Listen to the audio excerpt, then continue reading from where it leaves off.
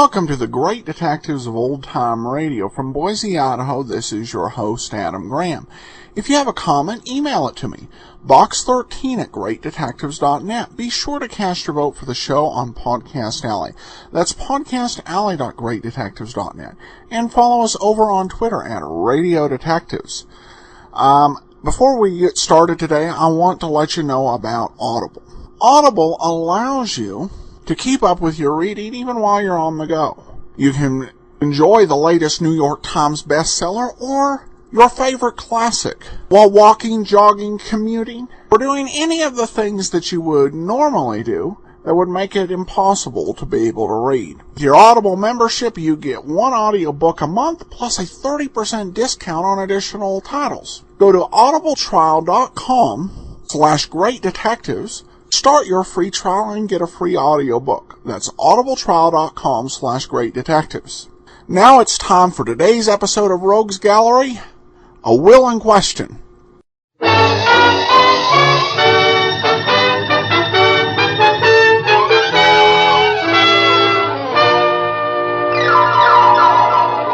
The F.W. Fitch Company, makers of Fitch's saponified coconut oil shampoo and Fitch's shaving creams, presents Dick Powell as Private Investigator Richard Rogue in Rogues Gallery.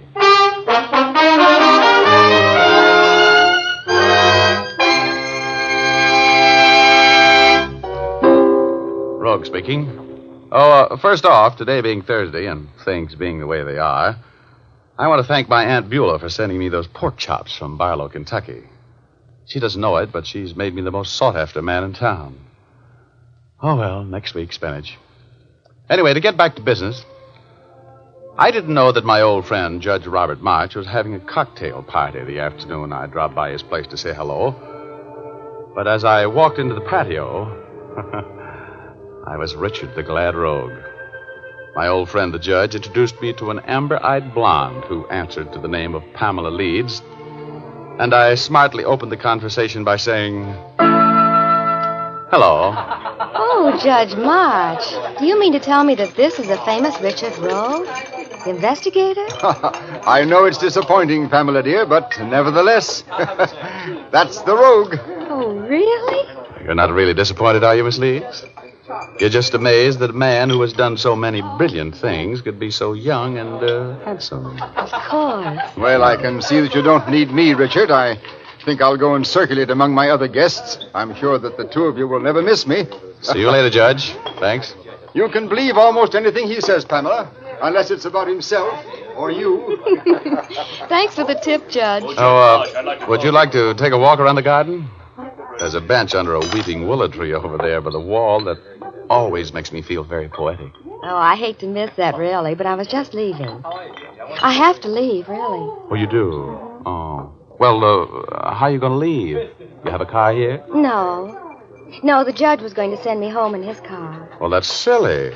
Oh, yes, especially when I'm going out that way, right past your house, as a matter of fact. I'll drive you home. Were you really going out my way? Of course. Well, then, I'll go with you. Oh, that's swell. Oh, incidentally, where do you live?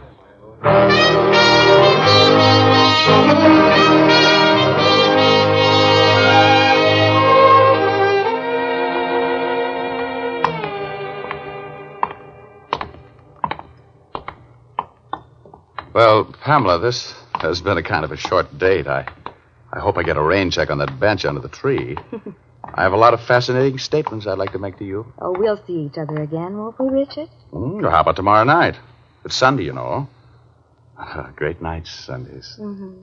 The moon will be full. There's dining and dancing at the Macombo and... Oh, Pamela. Dr. Stevens, what's the matter? Is Father... Pamela, we've been trying to reach you. Yes? You better come with me, Pamela. Your father is dead.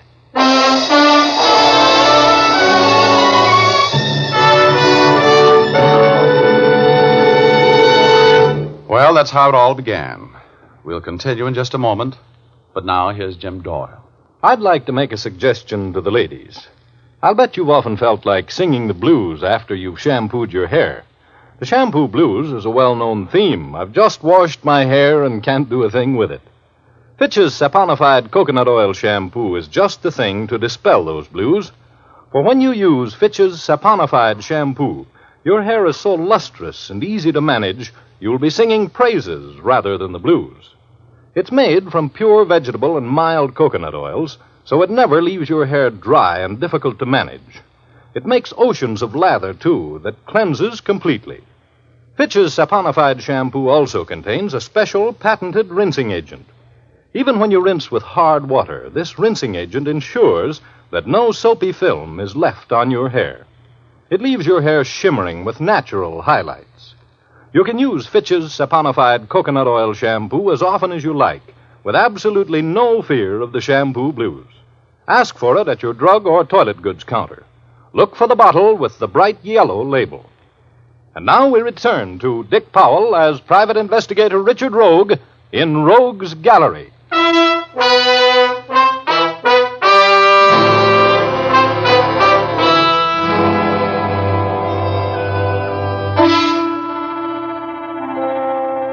I'm fairly familiar with death and most of its forms. And maybe familiarity with a man with a scythe breeds contempt. But I felt awfully sorry for Pamela Leeds when her father, Anson Leeds, died. I was more than ordinarily interested when my friend Judge Robert March called me the evening after Leeds' death and asked me to come to his office. Richard, I am the executor of Anson Leeds' estate, and I think there's something strange about his will. Yeah? This is, of course, confidential. Mm-hmm.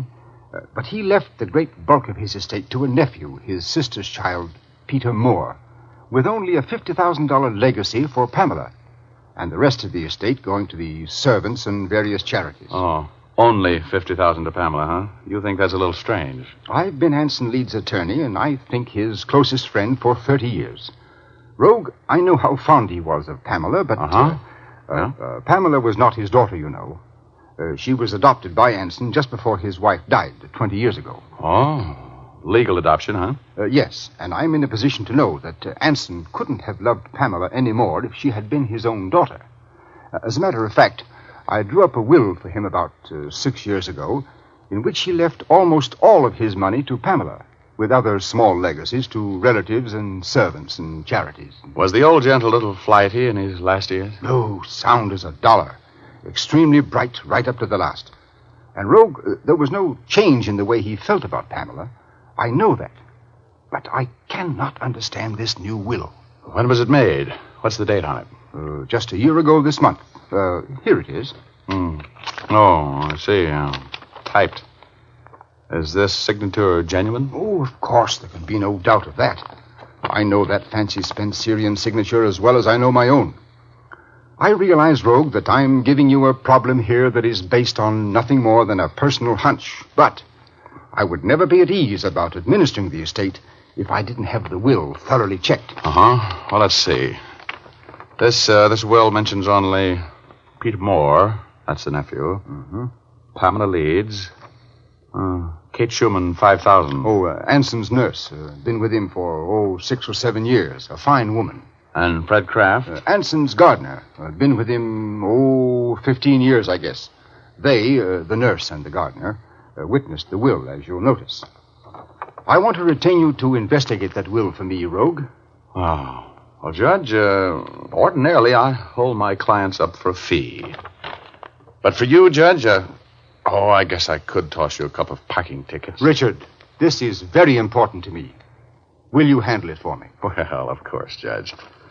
Now, first, looks like my first move is to go out to the Leeds estate and talk with the witnesses. See under what circumstances this document was written and signed. I'll see you later, Judge.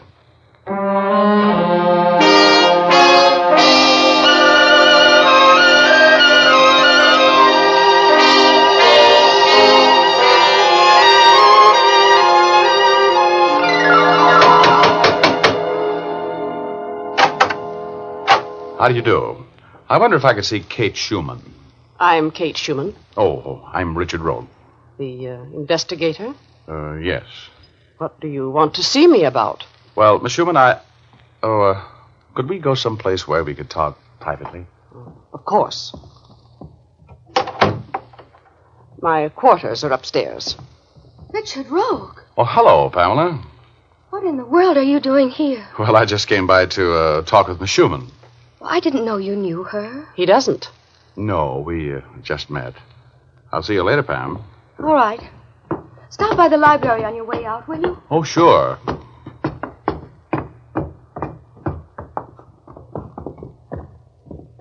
Right in here, Mr. Rogue. Thank you. Now, Mr. Rogue. I came to talk with you about the will which you witnessed for Anson Leeds about a year ago. Oh, cigarette? No, thank you. I don't smoke, but I don't mind if you do. Thank you. Tell me, Miss Schumann, who typed the will? I'll tell you the whole story. Mr. Leeds called me in one morning and asked me to do some typing for him. I often type letters and business things for him. Yes? I got my portable typewriter, and before he started dictating, he made me promise that I'd never mention the fact that he'd made a new will until after he'd passed on. Then he dictated the will to me. I see. Did he seem in good mental health at the time? He was perfectly normal. I was a little surprised at his terms. I mean, the way he left the money. And he could tell that I was. He just told me that he had good and sufficient reasons for doing it the way he did, and asked me to witness his signature. Uh-huh. Then he asked me to get the gardener, Fred Kraft, to come in and witness it. I did. He signed the will in the presence of both you and Fred Kraft? Yes. Do you know Peter Moore? I've seen him here a few times on visits. I don't know him. Will he be here for the funeral? Yes, he's on his way here now. On his way here. He lives in another town? He lives in Garden City, Iowa, with his mother. She was Mr. Leeds' older sister. Well, thank you, Miss Schumann.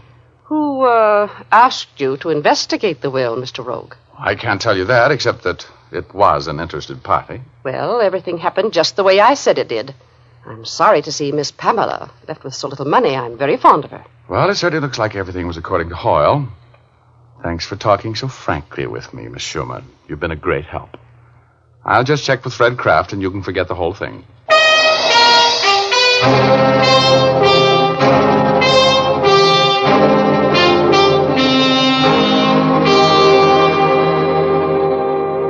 I didn't expect to see you out here today, Mr. Rogue. Well, I didn't expect to be here, Pamela.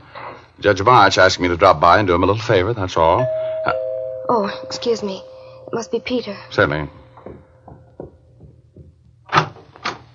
Hello, Peter. Hello, Pamela. I guess there isn't much I can say, is there, Pamela? I know, Peter. Where's your mother? Didn't she come with you? No, you know Mother. She was very upset. She just couldn't make it. Oh, I'm sorry. Oh, this is my cousin, Peter Moore, Mr. Rogue. Hello. How do you do? I think I'd better run along, Pamela. I want to talk to your gardener. Name's Kraft, isn't it? Fred Kraft. He'll be in his cottage. It's out and back. It's a little white cottage. He's probably asleep by now.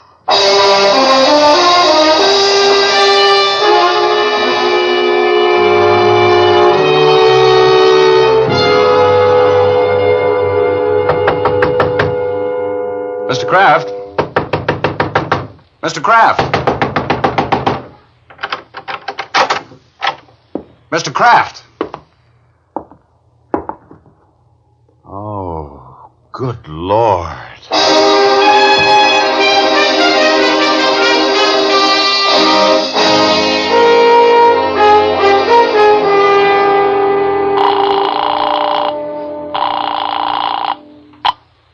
Homicide. Lieutenant Urban speaking. Hello, Urban. Richard Rogue. No kidding. Cook up some more business for me, Rogie? Well, you know me, Urban. The Anson Leeds estate this time. The Leeds gardener was just chopped to death with a hand axe while he was asleep. Better get your boys and get out here.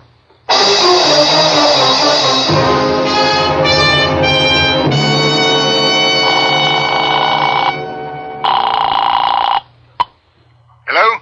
Judge March, Richard Rogue. Yes? Now, Judge, get that will to a handwriting expert. I think it's a phony. Oh, well, have you any evidence that... Now, Judge, this isn't the court. This time I've got a hunch, that's all. One of the witnesses, the gardener, has just been chopped to death. Now get an expert on that will and tell him we'll call him for a report on the signature tonight. And you'd better come out here.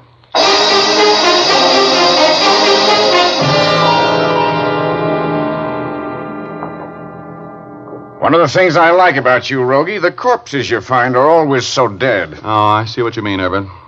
Say, from the looks of this room, the late Fred Kraft put up quite a row, didn't he, huh? Uh-huh. But not enough of a row to get out of that couch he was lying on when he got that first blow with the axe. Let's shake the joint down, shall we? Uh-huh. Why was he killed? Well, all I have is a theory. I don't want anybody in the house to know that. He was one of the witnesses on a will made by Anson Leeds. The will is in question. I get it. You think he might have been put out of the way to keep him from testifying as to the validity of the will, eh? That's my theory. Oh. And there's something that might back it up a little. What? Look. There on the floor. Yeah? Stub of a plane ticket. From Garden City, Iowa. You sound like Garden City means something to you. Come on, no tricks, Rogie. What's with Garden City? That's the town where Leeds was born and raised. That's the town Peter Moore just arrived from. Oh, I got here as soon as I could, Rogue. Oh, good heavens. Hello, Judge. Kind of a mess, isn't it? Oh, Judge, are you having that will checked? Yes, I have Carl Friend, the handwriting expert, working on it. What did you know about Fred Kraft, Judge? Oh, he was an old family retainer in the best sense of the word, Lieutenant. He and Anson Leeds were more friends than they were employer and employee. How come Anson only left him $5,000 then? I don't know. Fred was a thrifty man. He had quite a nest egg saved from his salary and from investments he had made on tips from Anson. His estate will be worth, I should say conservatively, $60,000. Oh. Who gets it now that he's dead? Well, Pamela Leeds. You know, she's been like a daughter to old Fred. I happen to know that she's the sole beneficiary in his will because I drew it up for the old man. This case has more angles than a six-pointed star. Yeah. Here's a cute one I just picked up, Rogue. Look. A lady's wristwatch. Where'd you find it? On the floor, right over there. It's got a broken link, like it might have been torn off of somebody's arm. Well, whose is it? It's engraved on the back to Pamela from Dad. Pamela? Oh, come on. Let's get in the house, Urban. You'll want to question everybody, won't you? Yeah. I've got the boys holding Miss Leeds, Peter Moore, and the nurse Schumann in the library. Oh, while you're talking to them, the judge and I are going to be busy. Upstairs.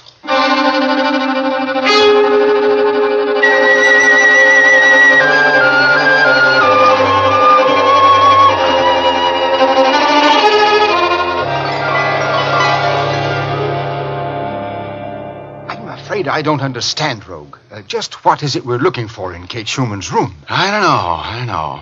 But she's mixed up in this thing someplace. Take a look in the bathroom, will you, Judge? If you see anything the least bit out of line, call me. Okay, Rogue. Oh, look. Here's pay dirt. Yes? Kate Schumann's diploma from nursing school.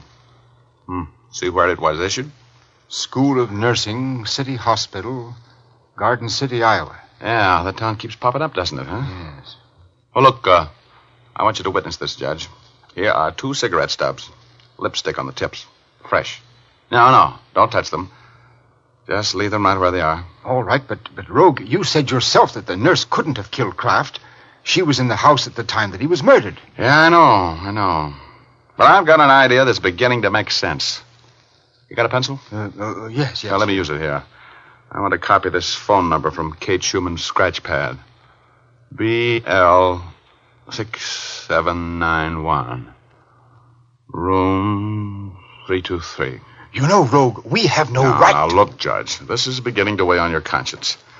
You better get downstairs with Urban. He's a worrier, too. I've got a lot of work to do and a long-distance phone call to make. You go downstairs and tell Urban I'll be down as soon as I have convicting evidence on a murderer.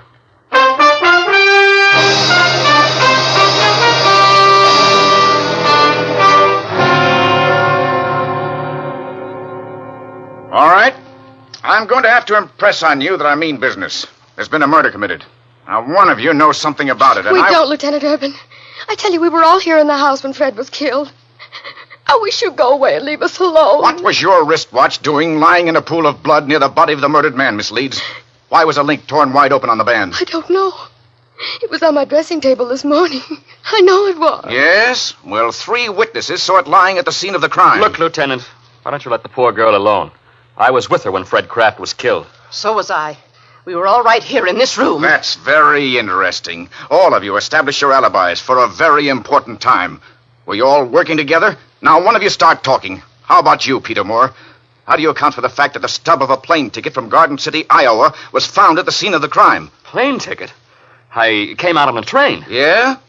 When were you in Fred Kraft's cottage? I haven't been out there in 4 years. You may have to prove that statement more in court. This is outrageous. You can't keep us here pounding questions at us, making accusations. There's been a murder committed. It's my business to find out who did it. I'm going to find out. Judge, go get Rogue. Tell him I want him down here right now. All right, Lieutenant. Peter, please. Don't let him question me anymore. Look, Lieutenant, it must be perfectly obvious that no one of us could have had anything to do with the murder. It was probably some transient. I suggest, Lieutenant, that you use some other means to try... Yes, what's the matter? The upstairs looks like a cyclone hit it, and Richard Rogue is gone.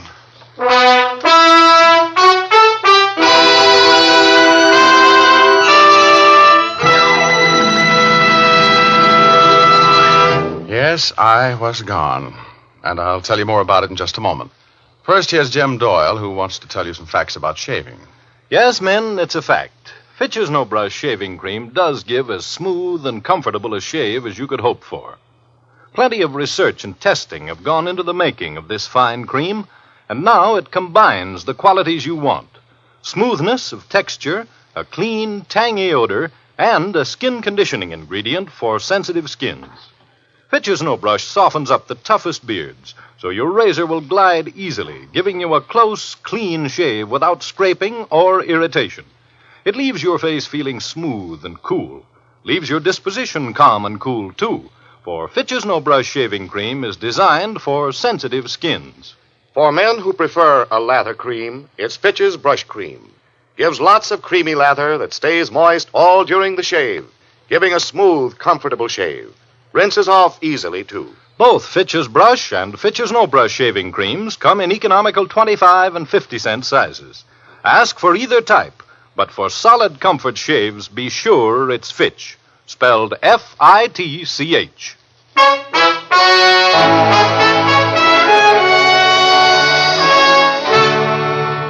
And now we return to Dick Powell as Private Investigator Richard Rogue in Rogue's Gallery.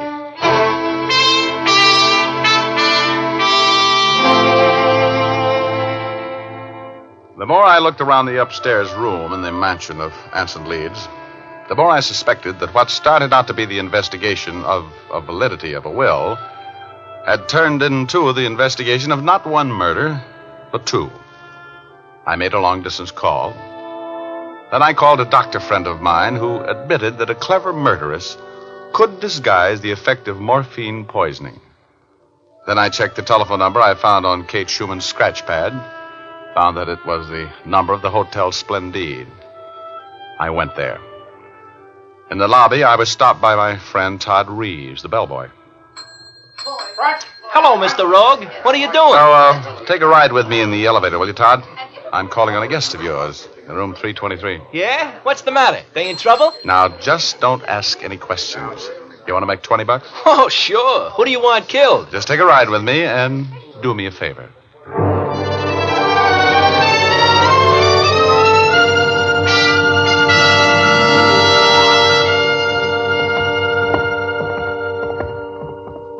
Give me your passkey, Todd. Oh, that's what the $20 was for. You want me to get fired? Oh, I'll back you up if you get in trouble. Yeah, then I'll really get me the boot. You want me to stick around? No, I don't. I think the less you know about this case, the better off you're going to be. Who is it? Shove off, Todd. I'm going in. Who is it? Hello. Stay right where you are, please. What do you want? I want to talk with you about a murder.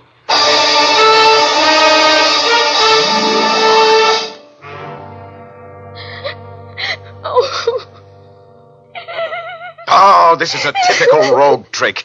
Telling us to wait here and disappearing. If I ever get... I'll get it. Hello? Hello, Urban? Hello, Rogue. Where the devil... Look, Anson Leeds was murdered. Don't say a word to the people you're holding there. One of them is the killer. Right. The will is a forgery, and I have the proof. Hold everybody until I can get there for the payoff. Be about 10 minutes.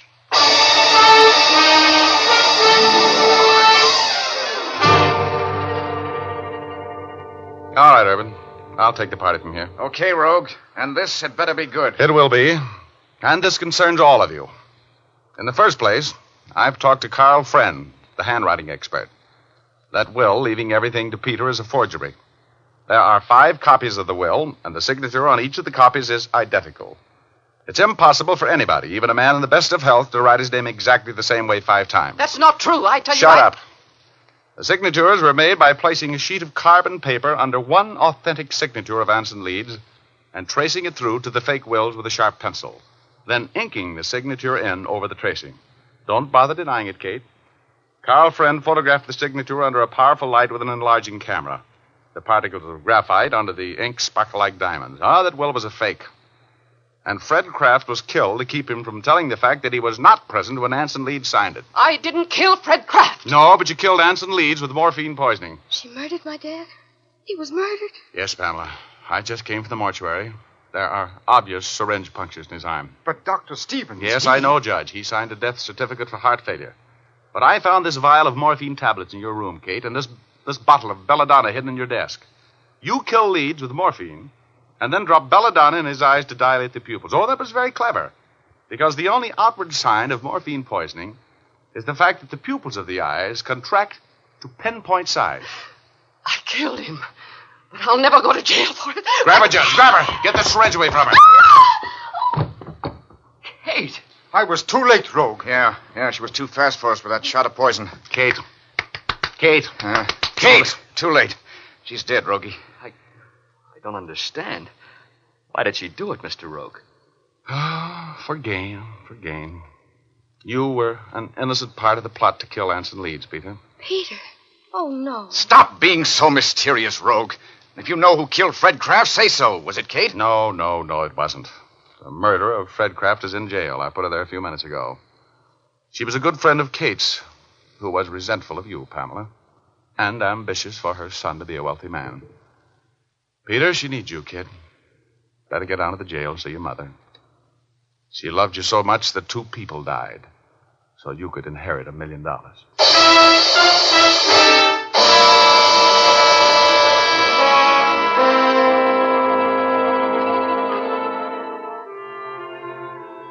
Well, that was the end of that case. Peter Moore's mother was tremendously jealous when old Anson Leeds adopted a little girl, Pamela, and made her the heir to his fortune. And after her school days friend Kate Schumann was installed as the old man's trusted nurse, they plotted his murder without Peter's knowledge. Mrs. Moore was in Kate's bedroom when I was questioning Kate, and when she learned that the will was being investigated and that I was going to talk with Fred Kraft about it, she killed him. She made a complete confession and was executed for the crime. I felt sorry for Peter. He's a nice kid. Pamela felt sorry for him, too. She felt so sorry for him, she's going to marry him. So he'll get the Leeds fortune anyway. That hardly seems fair. Getting a girl like Pamela and all that money, too. I could have gone for that Pamela. Lovely girl. Oh, lovely girl. But after all, I need another girl like Frankenstein needed another monster. In exactly the same way. You know what I mean?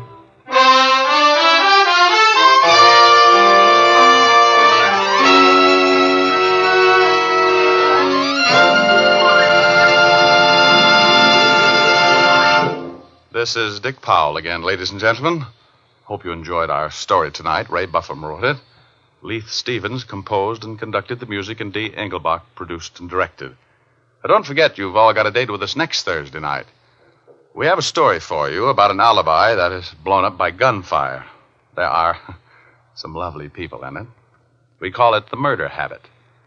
So make a date with us, will you? Thanks for listening, and now here's Jim Doyle.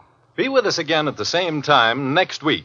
Oh, and by the way, be sure to see Dick Powell in his latest RKO picture, Cornered, at your local theater soon. Remember, tune in next Thursday, same time, same station, when you will again hear Dick Powell as Private Investigator Richard Rogue in Rogue's Gallery.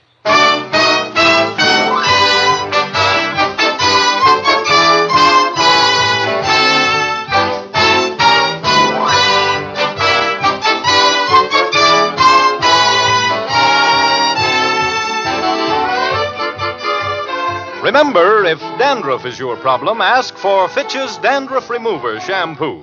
It's the only shampoo made whose guarantee to remove dandruff is backed by one of the world's largest insurance firms. No other shampoo can make this statement. Ask for Fitch's Dandruff Remover Shampoo at your drug or toilet goods counter, beauty or barber shop. Fitch is spelled F-I-T-C-H.